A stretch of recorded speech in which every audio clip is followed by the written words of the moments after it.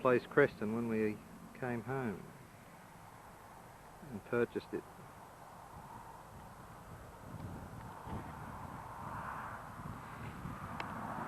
That's our family car, 1984 Falcon, Ford of course, with a bull bar on the front, so if we hit a kangaroo or a cow or a sheep or something like that, doesn't write the vehicle off.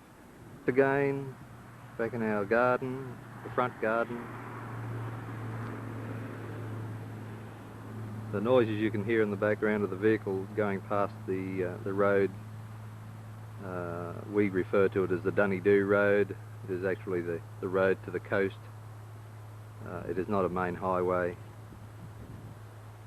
Of a weekend there's a reasonable amount of traffic on it.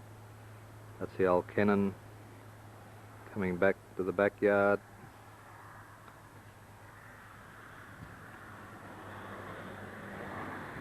The old well where they used to draw water back in the early days, with a willow tree behind it. Again, the old cannon. I have a bit of a morbid interest in old antique firearms and cannons and what have you.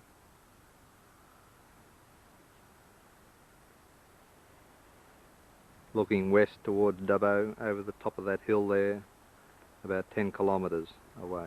Rail yard with all our chooks, as we refer to them.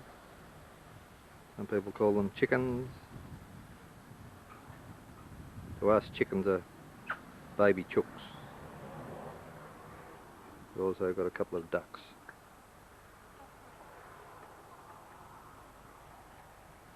And of course our three-man canoe. This is an old Morris Cowley, a 1927 Morris Cowley. I'm doing up. I've got the basics finished. I've still to work on the body and upholstery, because it was made in Cowley in England and brought out to Australia basically as you see that there, without a body on it. Bodies were manufactured in Australia by a body maker by the name of Holden. That's Andrew's little motorcycle there. It's a little 50cc Suzuki. Correction, Honda. No gears, centrifugal clutch drives it along flat out at about 25 miles an hour. North, the back of the house.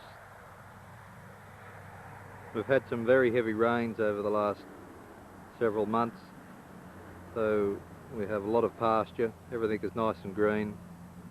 Looking past our tennis court, over towards our dam. We have 50 acres here, or approximately 50 acres. All the trees that you can see here we planted, except for the large peppercorn trees, which are those big fellows there in the background. They're not a native to Australia. They were in fact brought to Australia from Central America. They're a very good shade tree. The cattle don't eat them, so that they use them in the paddocks to provide shade for the stock. Unfortunately, the termites love them, and so do the other borers. Just looking around the back of the house now. This part of the house is not the original part. It's all been added on in the last 30 years. Our barbecue area there where we entertain our guests.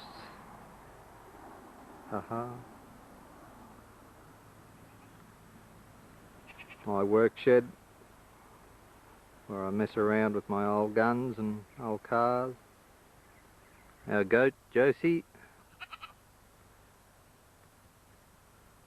She is our lawn mower in the orchard, keeps the rubbish down. We've got to keep her tied up. She's too domesticated, and if we let her off she'll jump over the fence and eat all Robin's pot plants. Again, looking down the back of our property, that's the old wool shed there, the old shearing shed. It was built around the same time as the house was built. The old Valiant car in the shed, which one day, sometime in the future, I may do up.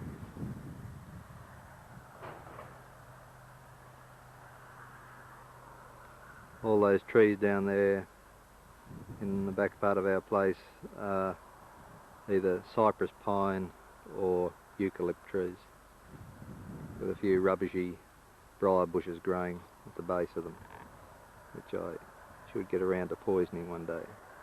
That is the old bull shed, as we call it, down the back there, with a little seed drill in it. The cattle use that to get out of the weather.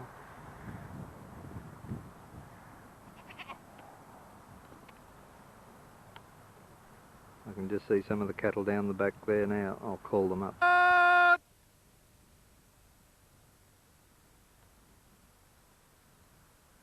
Come on!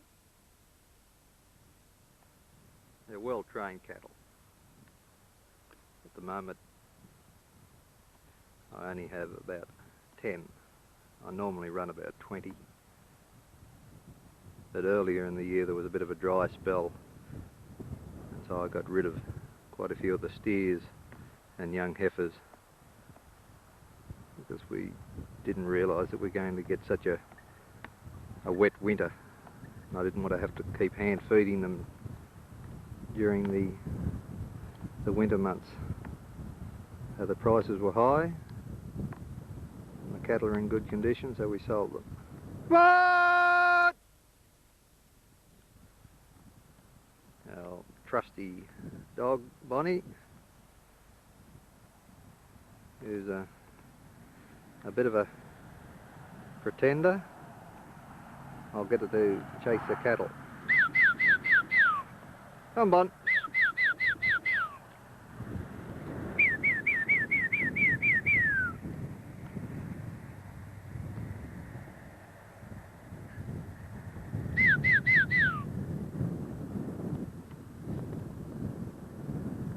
I won't get to chase the cattle. Come on.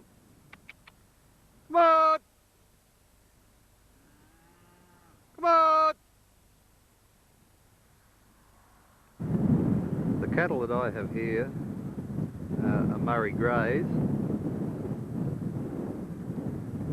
The young Murray Grey bull with one old Hereford, which we call Sally, who's the leader of the pack. A few Black Angus, which I hope to put the Murray Grey bull over. They'll produce Murray Grey or grey cattle, dark grey cattle. The Murray Grey bull over Murray Grey cattle will produce a silvery beast. They're fairly well renowned for their quick gain in weight and their retention of weight during the dry spells. That's Sally again. Back past the old shearing shed. Our pretty dilapidated old sheep, which we've had here for more years than I care to remember. And another young Murray Grey. Behind is our hay shed and cattle loading yards. This is our bore. It taps into a sub-ground stream approximately 80 feet down.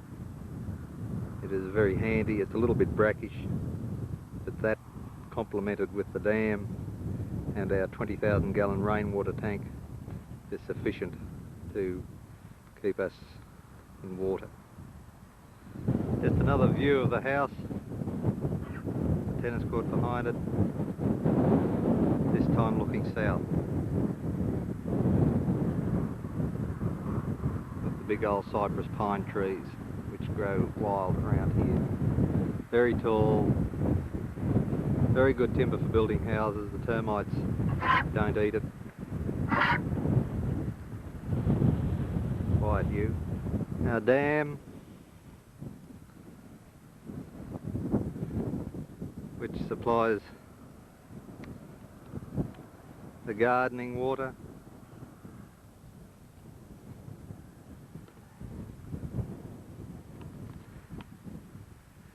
Quite deep, probably about 15 to 20 feet deep in the middle. We have a good catchment from the road.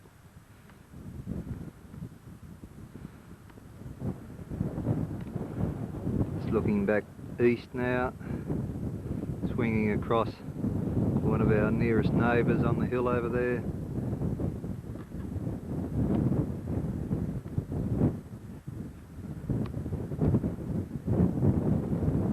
And that power pole is along the side of the road.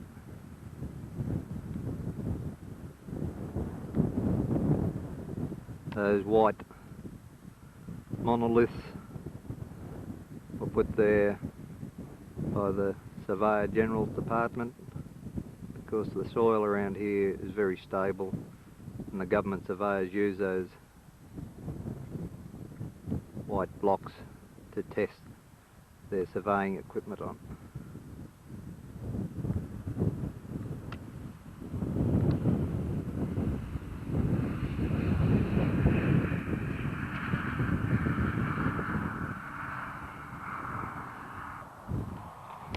Again, a little Murray grey bull, which we hope earns his keep.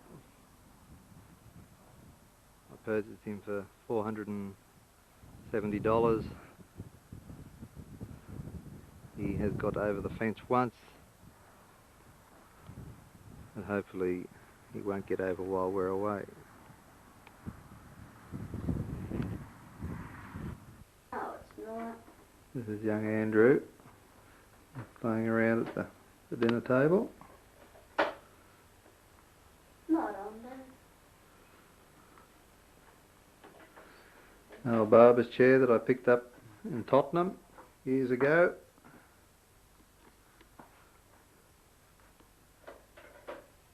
A map showing us where we're going to go. What that pictures we got? All the way across to Bangkok, all the way across to England, and then back To Canada. across Canada to Vancouver, down through Hawaii, and back to Australia. Home sweet home. Looking in the foyer, which is really the entrance to the house, but we very rarely use it. Now swinging around and going into our living room.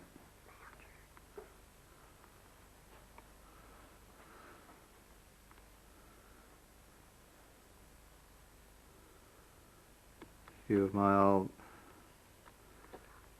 antique firearms over in the cupboard there.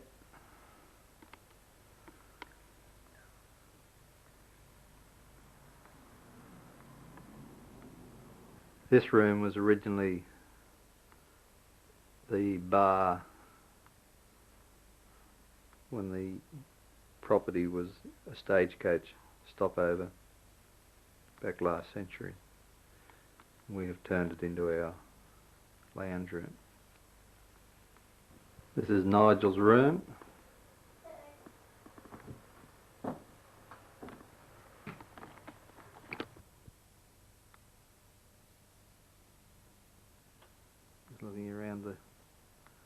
mess in Nigel's room.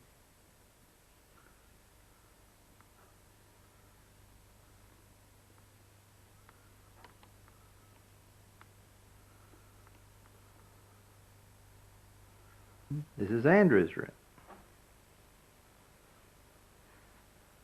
He keeps the computer in here for the boys so that they can share it in the bigger room.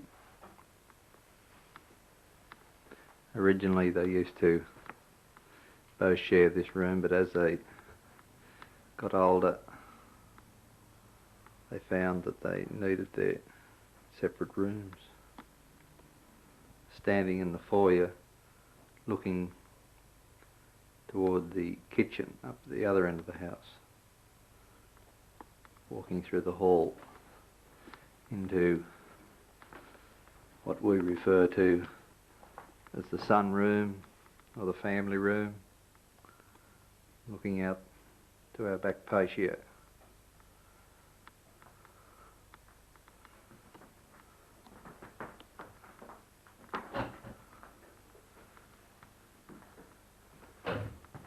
Into the master bedroom. Of course, that's where the master sleeps, right there. And the mistress sleeps on this side. The old bed was one of the original beds from the old Snyder residence.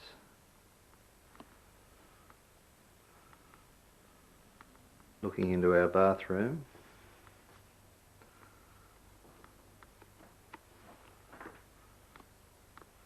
Nowhere near big enough for a family of 5, but we make do. And we have Elizabeth's room.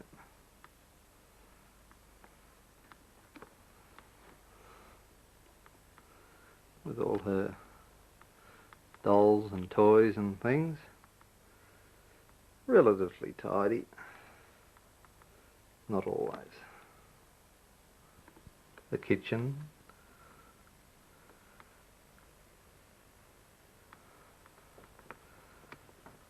We have a slow combustion stove which heats our water, as well as an off-peak electricity system which also heats the water in the summertime. We don't light the stove in the summer, only the winter.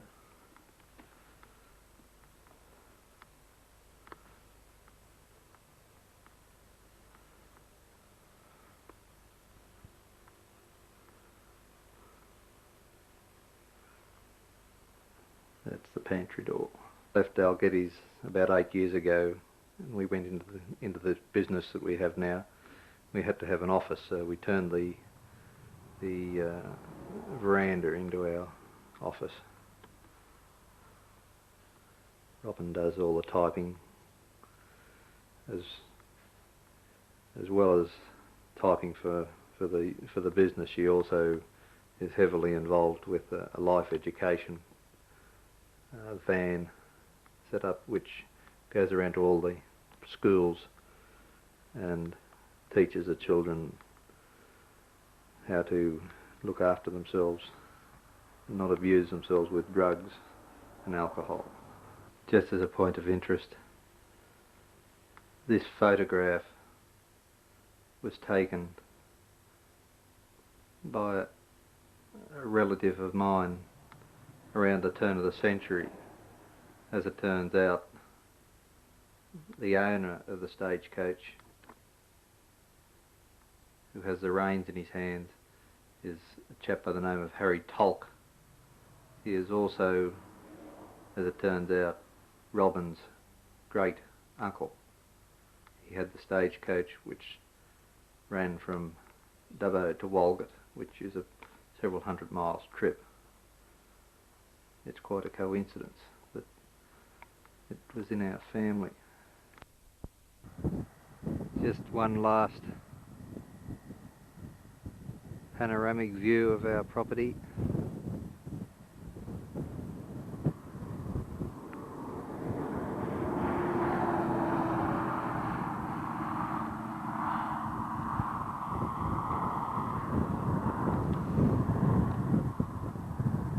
fairly wide frontage to the road. This is a road into Dubbo.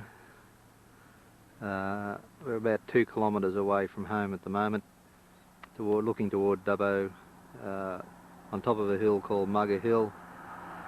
Named Mugger Hill because of all the trees that are growing here. They're called mugger trees. They're a type of eucalypt.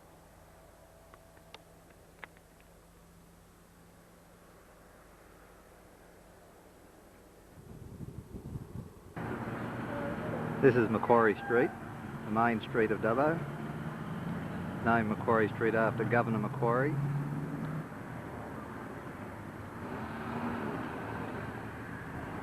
Looking down toward the Macquarie River. And looking up the other way is Talbragar Street, named after the Talbragar River, which runs along the back of our place. This is the Macquarie River.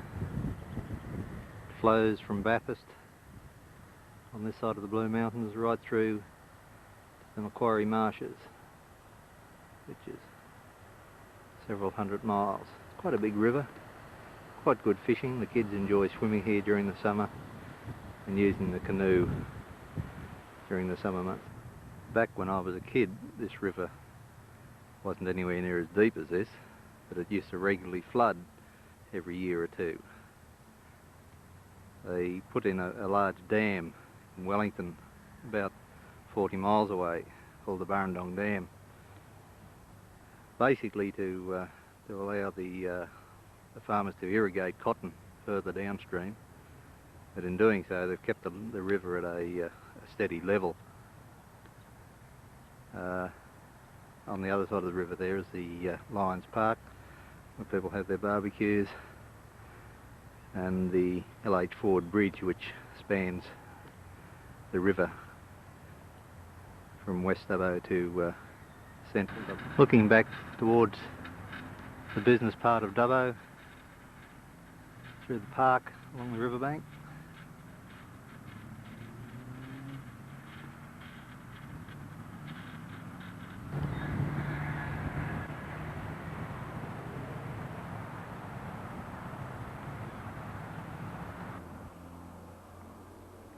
This is the interior hallway of Eastonville, the old Snyder residence.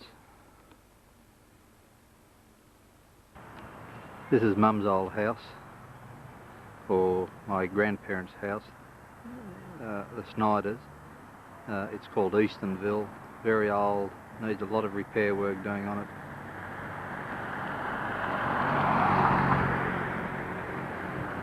It was built in 1870 by one of the early mayors of Dubbo.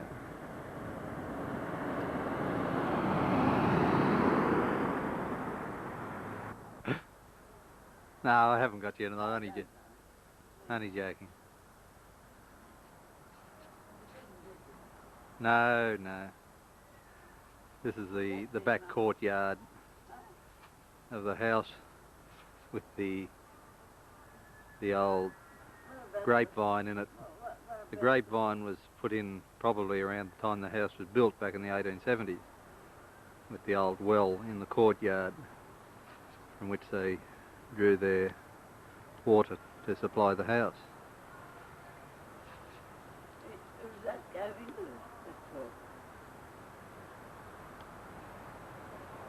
Again, looking back toward the backyard of the old house. Very big, 2 blocks of land actually.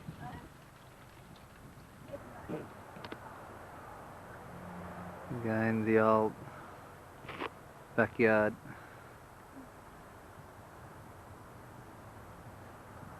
With the dove cot up in the top of the little outhouse.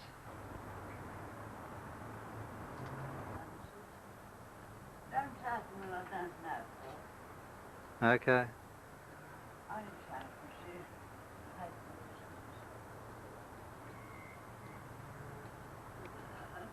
I'll try to pants away from me. And then taking the geranium tape. The big geraniums have never been cut back. But I never can.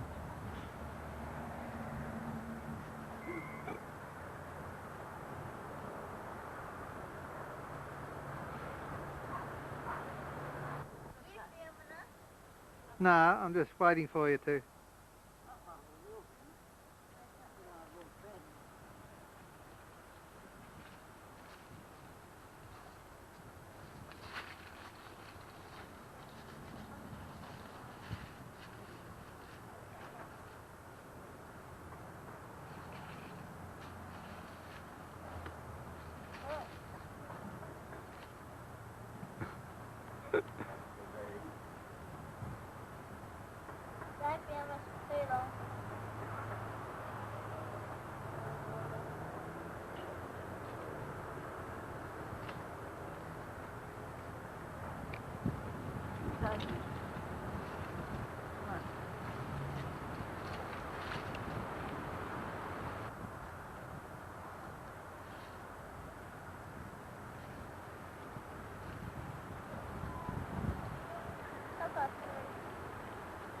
What time does your soccer game start? I can sit down, but on account of all the leaves and the fact that I got a backache, I think I'd be in nuisance. This place, number 4 Taylor Street. Called Nan, with Rob's mother, Flo, and Nan turned 102 on Anzac Day, which was the 25th of April last. So she's quite old. She can't get around much now without the aid of somebody helping her. And so she's confined to bed. She's a wonderful old lady, still has all her full faculties. She's one of the early pioneers of the district. Lived around here all her life. Hard work and good living, she claims, is what's given her her old age. I mean, you could have let a person know and I'd have put on the glad rags. Oh no, you're right. Eh? You're right. Got to get you in your natural habitat, see? Yeah, stuck at the kitchen sink. It couldn't be a better place than that. Are you filming now? No, I'm just focusing it.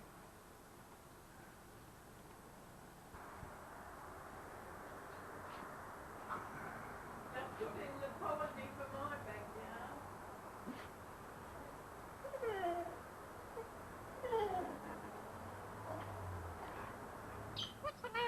What's the matter, Cocky? Hello?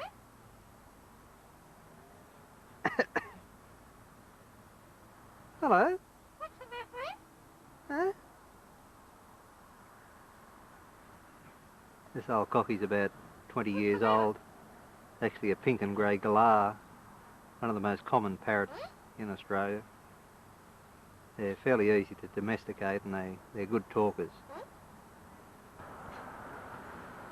It's old Buffy, the wonder dog.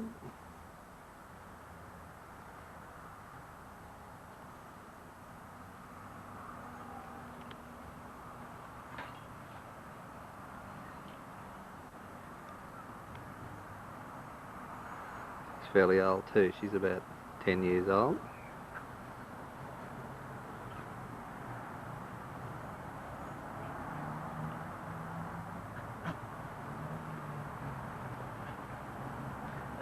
Get back around that way. And Robin's mum in the backyard. Robin's father, Ray, passed away a few years ago. He was a wonderful fellow. I was very fond of Ray. With Andrew, his soccer team.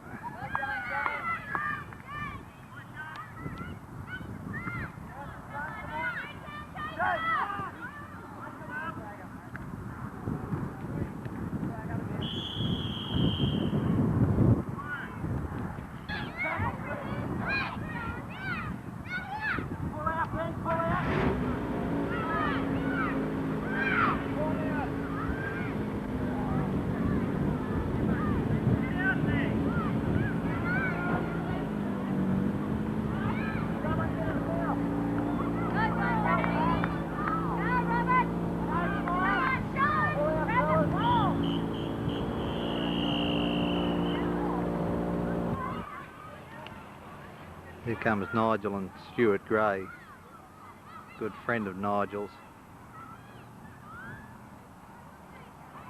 messing around on their bikes.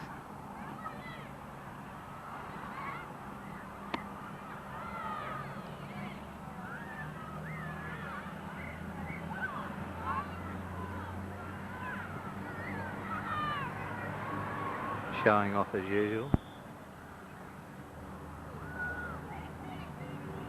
Obviously takes after his mother.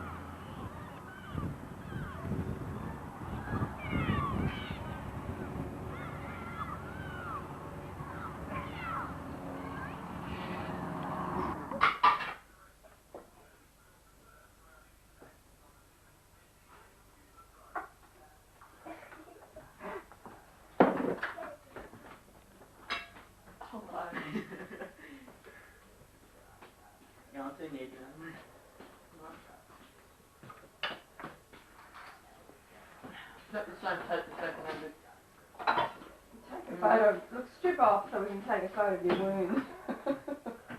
Report for prosperity. This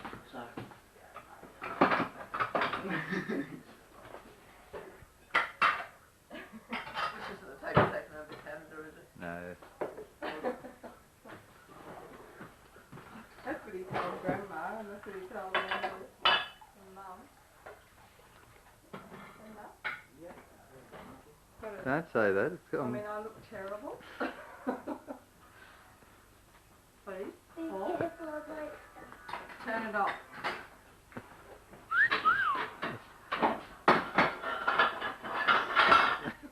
Swear and then I'll have to erase it.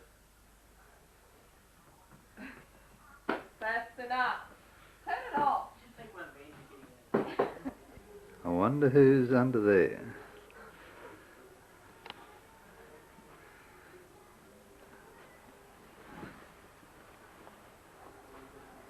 What's going on?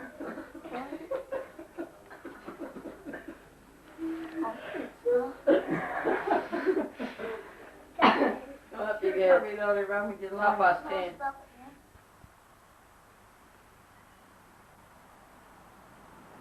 Oh, Puss. How you going, Puss?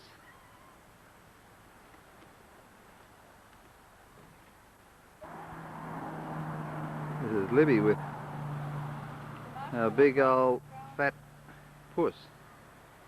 Let's get down. How old is Puss, Libby? He is...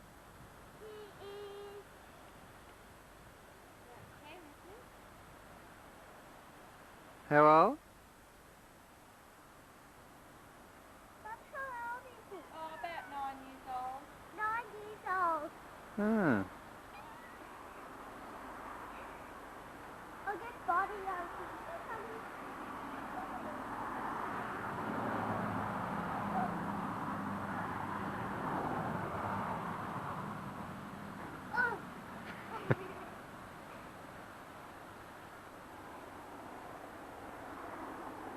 Put the camera on pussy. Here we go. Nice on there.